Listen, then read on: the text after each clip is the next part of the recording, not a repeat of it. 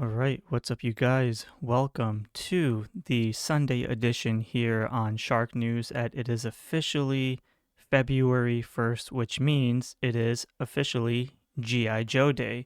Now, for the past month, I've been talking about G.I. Joe Day being on February 1st, and it looks like we got some new G.I. Joe classified digital renders and pre-orders to come soon. So without wasting any more time, let's go ahead and take a look at what was revealed so far. And do keep in mind, I will go more in depth with my thoughts with all of you guys in the future live stream. So make sure you stay tuned and stay notified, because a lot of you had shared that you weren't getting any notifications for my live streams. So yeah, make sure you do that. And on top of that, make sure you hit that like and subscribe button, because it'll definitely help the channel grow. So without wasting any more time, let's just get right into it. All right, so first and foremost, we have none other than the Ninja Force Zartan reveal. I personally do not have any attachment towards at least this particular character. Also, you guys know I love Mortal Kombat. I love my ninjas. So I'm going to be collecting Ninja Force characters because, again, I love the aesthetic and designs of the ninjas, but Ninja Force Zartan is a figure that I personally do not need. Now, this figure surprisingly does look decent. It's fine. It's good for what it is. If this is something right up your alley in the sense of you want to collect more Zartans, then sure, that's fine. That's good for you. I feel like we've seen some of these parts before, but otherwise the green pants is fine. Purple shin guards and knee pads is okay. The half-cut leather jacket, and then obviously the highlight here is going to be the orange mohawk, which does look really good. Then the orange face paint, and then the accessories I'm sure we've seen before with some slightly new designs here and there, but otherwise mostly some reuse stuff. Yeah, I mean, we knew that G.I. Joe is slightly heading towards the aesthetic of the neon and bright colors and Deke series, as well as, just about a bunch of other character designs that have not made it into classified line just yet. So, I mean, this is fine for what it is, but again, this is technically not something I need in my collection, but it's definitely good for those that definitely want it. So, yeah, I think it's fine. All right. Up next, we have G.I. Joe, or sorry, the Cobra Overkill. So now it says Overkill is a Generation 3 bat, prototype turned battlefield commander, ready to absolute ruin the G.I. Joe's day. So you can consider this in part of your bat army building. Otherwise, the figure is fine. I mean, I like the head sculpt. It looks like Deathstroke from DC. Really good. I mean, the golds look fine. The maroons is fine. He actually has sculpted robotic toes, which is pretty decent. And then the light greens, obviously, like I said, we're heading towards some of the vibrant color schemes for G.I. Joe Classified. So we should be, if you know G.I. Joe and have been collecting them since even in the 90s, you should know that this is something not new. So we are heading into that territory. So do keep an open mind moving forward, unless you're someone that wants that super duper military, dark green, muted green color aesthetic. We may be going a little bit of a departure from those, but again, you can't go wrong with some of these figures, just because if you're a customizer, a kit basher, you could probably change the color if you prefer, but otherwise the design of this character is fine. I think that, again, the head sculpt is good. It might stick out like a sore thumb in the collection just because you have a lime green torso that's kind of like, go against the reds and the golds and blacks, but otherwise the half cybernetic head sculpt with one red eye, left red eye, is pretty good. Plus weapons and accessories are fine. So yeah, I mean, I think this is a good reveal. Nothing too crazy, but this one's going to be determined in my collection. So we'll see what happens in the future. Coming up next, we have Zanya in her swamp skier. So that whole tease that the Joe team did back in the CCXP event in Brazil, I guess all of you were correct. It's going to be the swamp skier. So really cool. So according to the information for Zanya, As it says, the chameleon says the dreadnoks hit the swamps, bringing chaos and bad intentions. Now, I'm looking on Google right now, and my first introduction to Zanya was definitely in the Image comics. So I'm looking at her photo of her first appearance in the comics, and there are obviously a good amount of variations towards this figure. Um, so I can see which interpretation they went for, as one version does have the black torso piece with the Cobra logo, um, sorry, the Dreadnoks logo, and then it kind of has like a one shoulder strap like how Zarana has, but this one is a full, like half cut torso with the long sleeves. However, there's another version that's a card that looks very similar to this, but a little bit just slightly different with a different hair color scheme. However, the one that I really, really wanted in terms of her design was the one revealed during the Frontline issue, where she had a lot more detail than what we see here. Now, I was really excited for this figure, and I still am to an extent, but I believe she could have been slightly better in the detail department. She looks a little bit underwhelming, but it's not a bad figure by any means. I knew that the G.I. Joe team wouldn't obviously go ahead and go above and beyond and give us head sculpts with like actual hair, because we've seen that with the tracker figure. But for the most part, the figure is fine. I mean, the legs are good, and then again, if you just Google her, you'll see different variations of her in the comics, and she does have a little bit more detail and like straps and holsters and stuff, which again, unfortunately, doesn't seem like she's equipped with it. But she does come with some good accessories. I can't really see from this angle, but it looks like she's got the black hair with the braids. Then she's got the Jason Voorhees mask, which is pretty cool. Machete, and then pistol, and then holster and stuff with two glasses, which is fine. Obviously the glasses are going to be a problem because it seems like they haven't came up with the formula of how to equip figures with glasses, because we know that they're going to fall exactly right off the ears, but it's fine. I mean, the figure is good. Like I said, nothing too crazy. Something I imagine in my head just a little bit more, but it's still fine. So I give this one like at least like an 8 out of 10. It's fine for what it is. Now the Chameleon Swamp Skier, fine. Now obviously if you have retro Zartan, if you have the regular Zartan, this will go right in the aesthetic. We're heading towards Dreadnought vehicles. Otherwise, I like it. I mean, it's fine. The green, silvers, blacks, all that's pretty good. So hopefully we'll get some of these more in the future. But yeah, I mean it's a pretty decent start. So as of right now, the three figures that I talked about already, they're pretty decent. Next, we have a figure that you guys know I've been 100% waiting for. He's definitely one of my favorite Cobras, and he's definitely an army builder, as we now have Hydro Viper.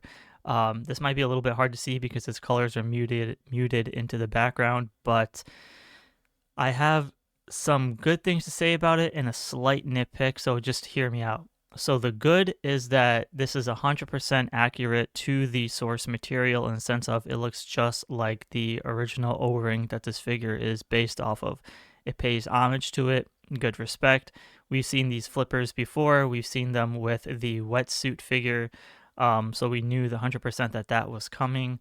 The purples are fine. The sheath for his what was it, that little dagger thing looks fine. The holster for the pistol, the backpack, he does come with the manta ray, and the color schemes of the reds do look good.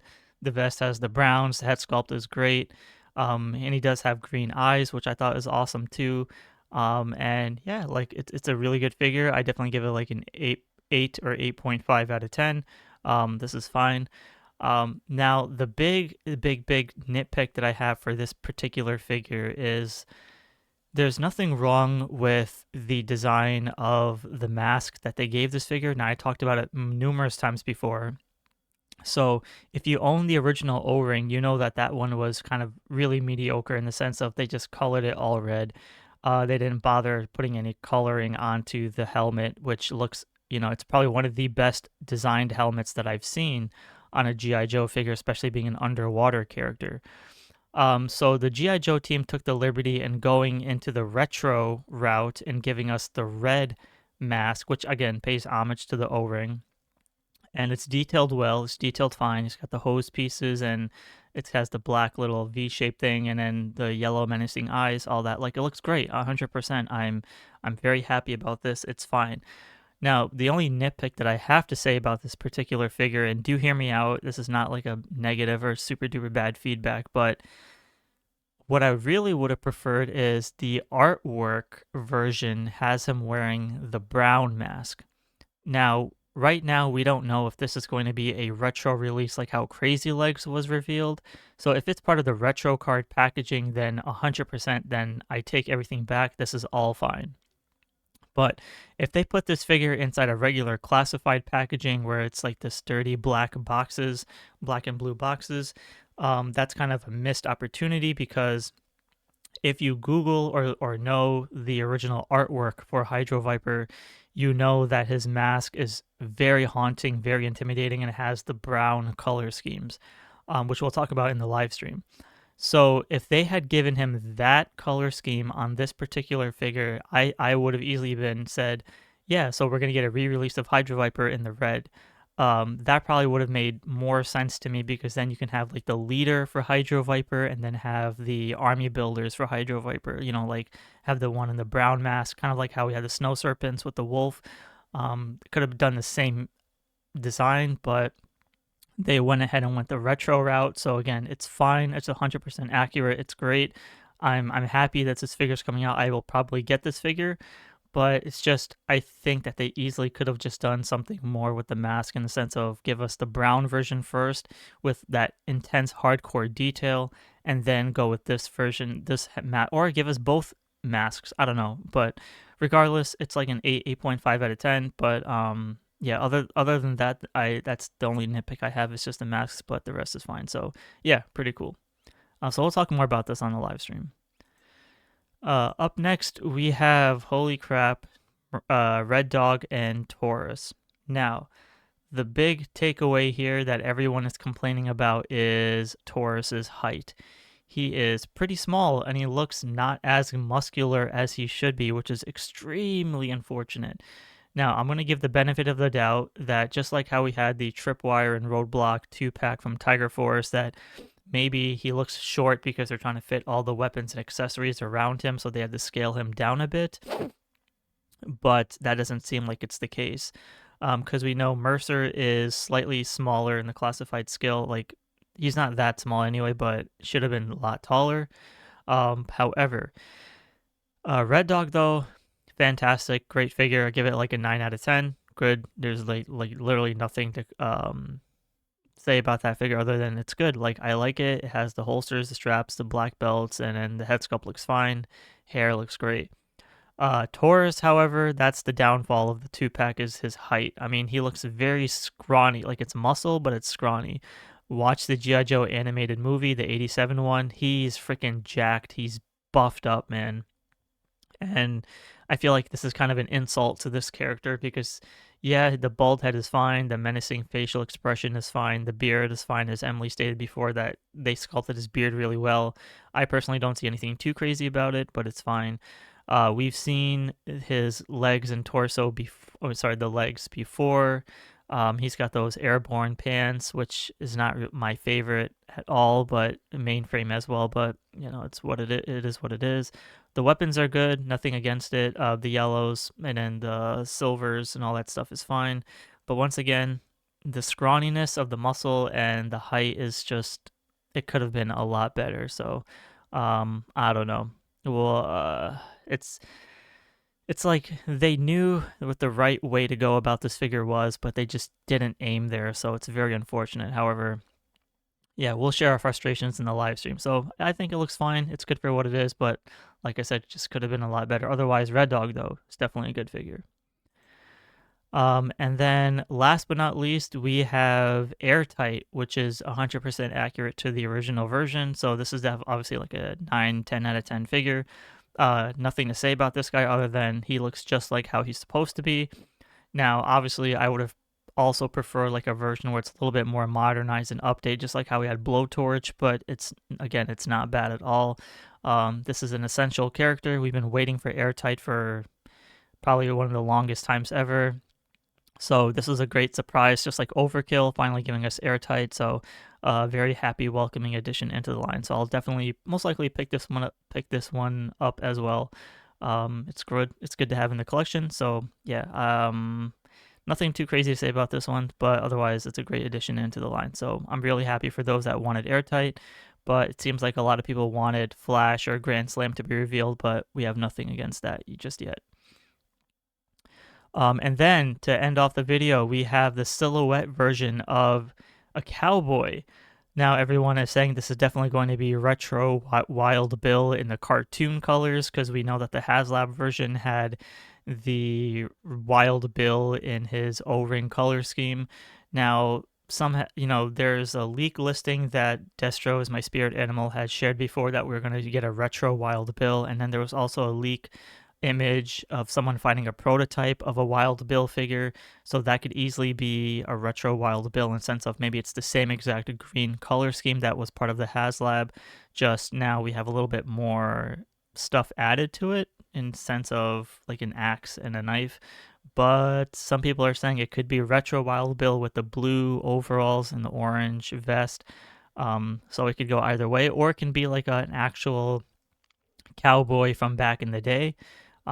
Maybe it can be like one of those anniversary figures or those classic, if the G.I. Joe team is heading into one of those eras where it's like, oh, here's like an actual real life cowboy from back in the day, maybe they can do that. Because at first when I saw the silhouette, I thought he had like a cape, so I thought it was like a brand new character or something, but majority votes are heading towards a retro Wild Bill, so that seems like a pretty positive outcome to this, but we'll wait until we get further further reveals for that. So if we were to go to the coming soon section, it appears that the Joe team has knocked off a good bunch of figures, but also adding in a lot of other new figures into the line. So we'll talk more about this in a future live stream, but it looks like the last remaining figures we have left will be Iceberg, Deep Six, and Chabang, part of Ninja Force.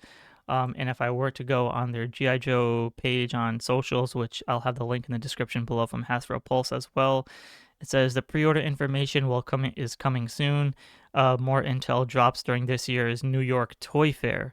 For those that are interested in New York Toy Fair, that is February 14th through 17th. So it looks like we have about not this Saturday, but the following Saturday for New York Toy Fair. So we have about 2 weeks until we reach New York Toy Fair. So pretty good. I mean, pretty decent reveals. I'm happy with most of them. All pretty solid lineup.